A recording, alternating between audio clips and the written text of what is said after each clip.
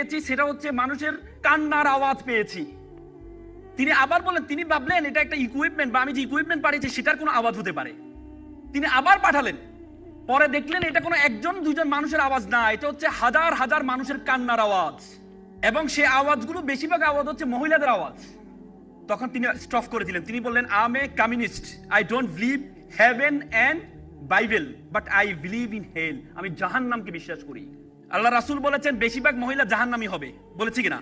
এবং আমরা জান্নাতের ইল্লিন আর সিজ্জিন, ইল্লিন হচ্ছে যেখানে আমরা মৃত্যুবরণ করার পরে আমাদের বডিটাকে, আমাদের রূহটাকে ইল্লিনে নেওয়া হয়। ইল্লিন বলতে হচ্ছে আল্লাহ তাআলার যে আরশের নিচে রাখা হয় সিদরাতুল মুনতাহার পরে।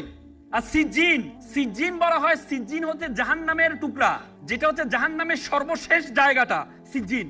আব্দুল্লাহ ইবনে আব্বাস আল্লাহ রাসূলের চাচাতো ভাই ছিলেন। আল্লাহ রাসূলের চাচাতো ভাই আব্দুল্লাহ ইবনে আব্বাস বলেছেন সিজ্জিন হচ্ছে পৃথিবীর সর্বশেষে অবস্থিত, মানে